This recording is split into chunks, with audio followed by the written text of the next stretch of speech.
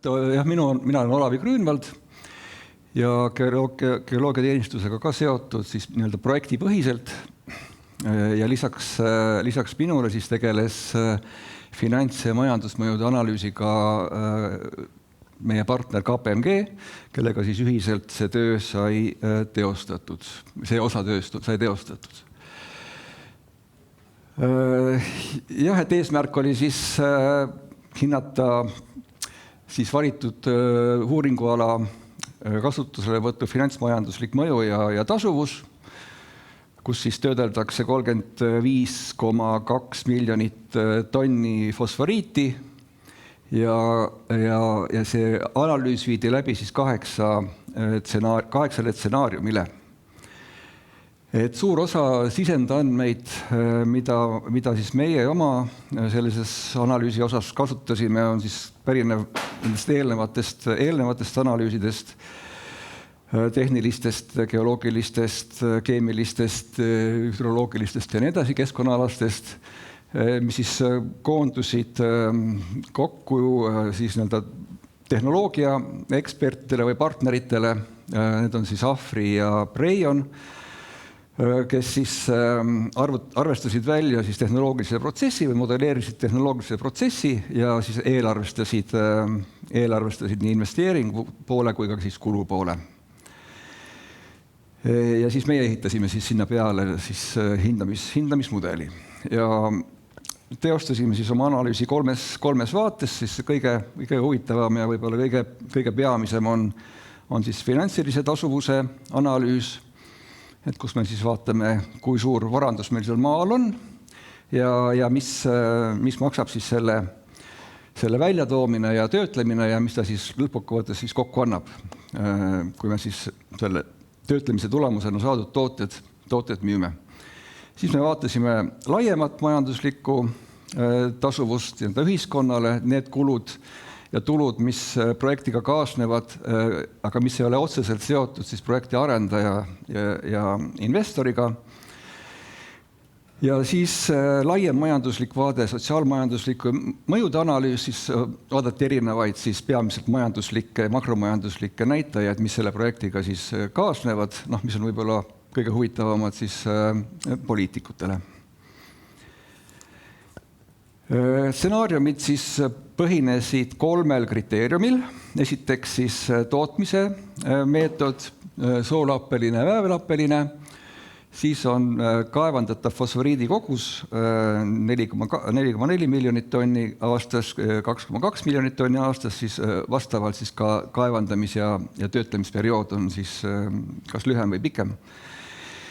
Ja siis töötlemise tase, et mis etapini siis see töötlemise protsess või ütleme siis tehases toimuv protsess jõuab, kas ta jõuab siis kontsentraadini või sealt edasi siis nii-öelda lõpptooteni, mille siis nimi on kaubanduslik fosforape, kus on siis 52–54% fosforapet tootes.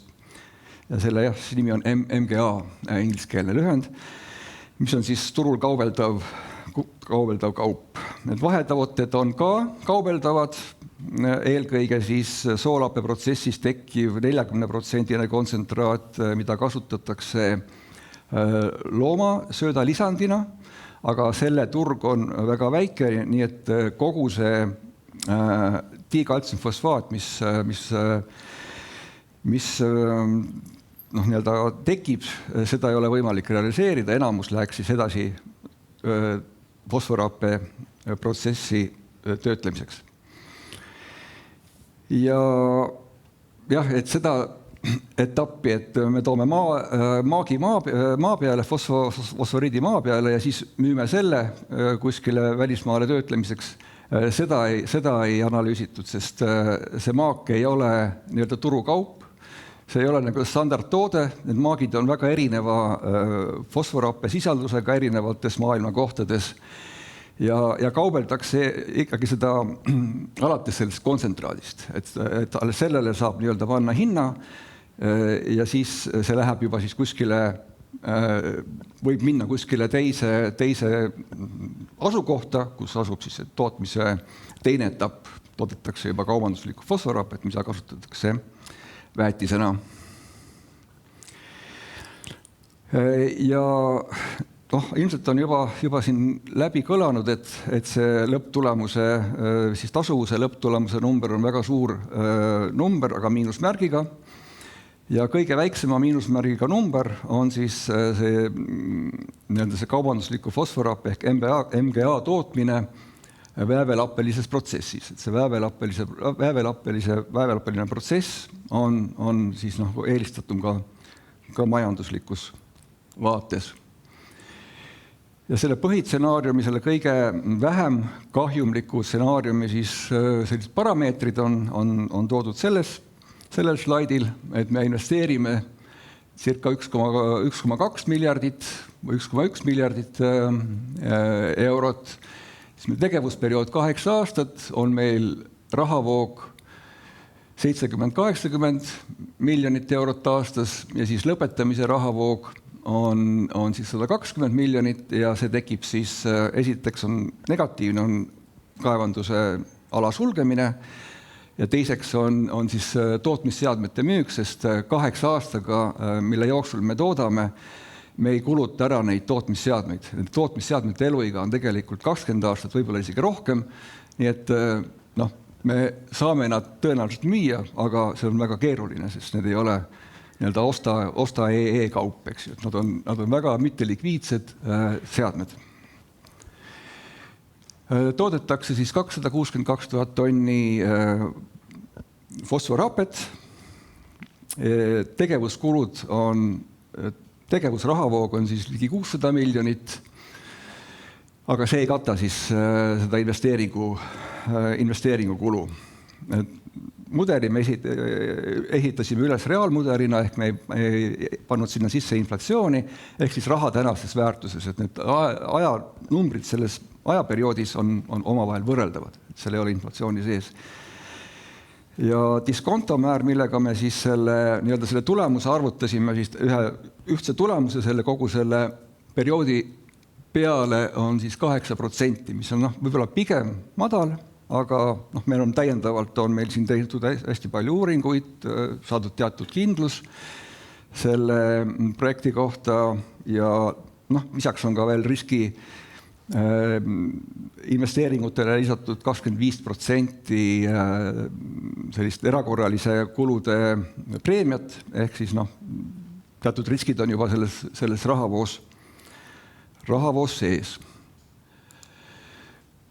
Ja kõikide nende 8 stsenaariumit peale kokku on siis tulemused selles tabelis siin kokku võetud, et esimene, ütleme siis teises tulbas on investeering miljonites eurodes.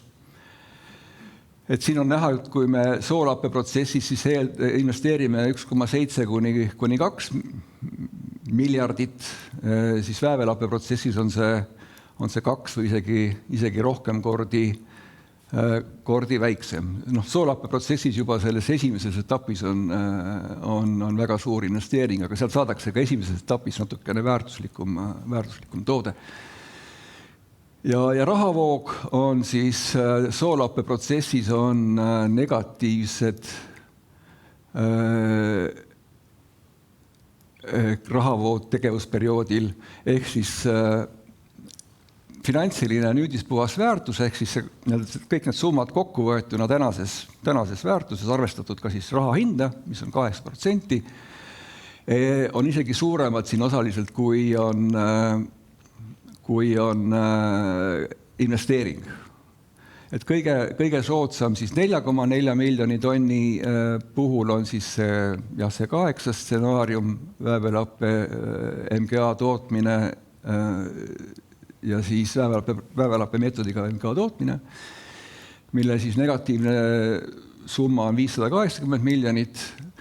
2,2 miljoni tonni stsenaariumid on natukene soodsamad, et seal on see investeeringute maht väiksem, tootmisperiood on pikem, see tähendab, et see investeering kasutatakse paremini ära, aga ta ei ole väga palju soodsam või tasuvam, vähem negatiivsem, ütlen siis nii, kuna need kulude vähenemine, investeeringute vähenemine ei ole päris proportsionaalne.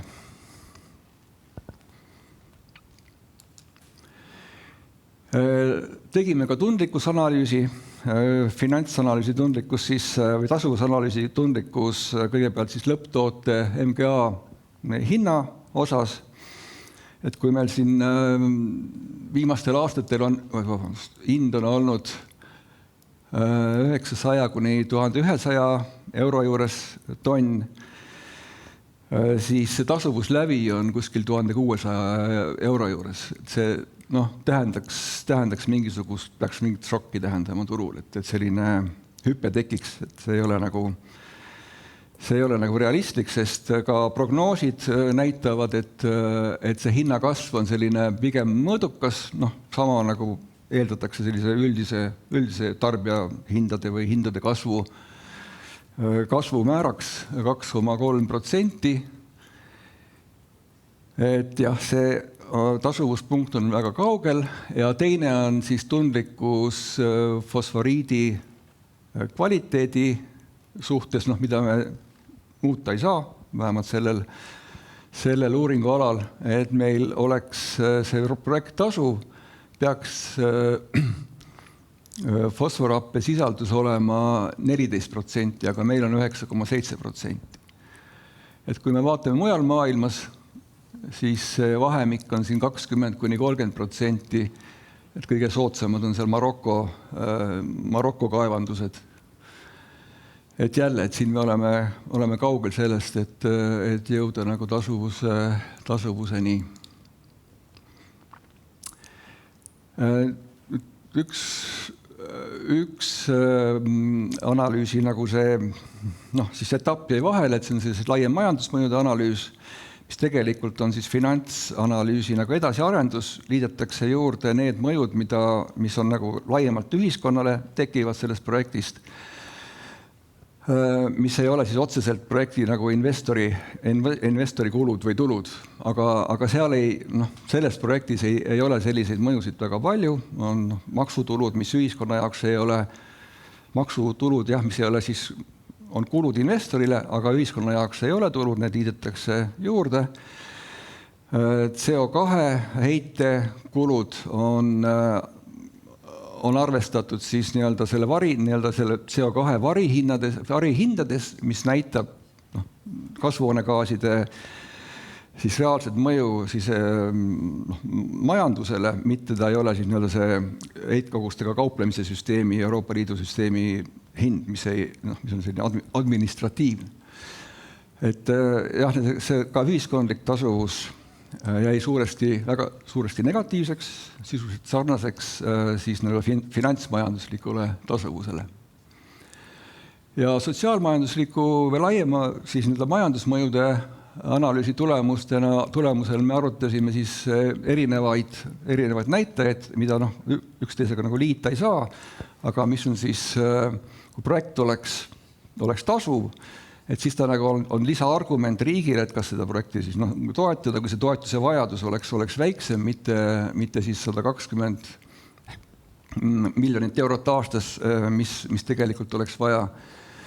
Et kas ta siis selliste näitajatega, mis meil on siin lisandväärtus, mis on sisemajanduse koguprodukti üks peamine komponent, mõju väliskaubandusele, mõju tööhõivele, maksulaekumistele, et siin tegevusperioodil see maksulaekumine riigile on ligi 2 korda väiksem, kui oleks vajalik dotatsioon, eks.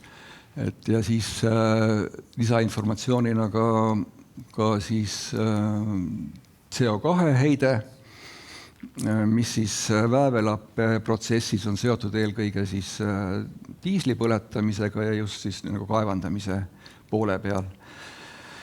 Et soolappe protsessis lisandub sellele veel suur kogus maagaasi, mis siis tooks veel täiendavat heidet ja toob ka täiendavat kulu, mis teeb selle soolappe protsessi veelgi nagu vähem, negatiivse numbri veelgi suuremaks. Aga sellega eks oleme kõik vist, jah.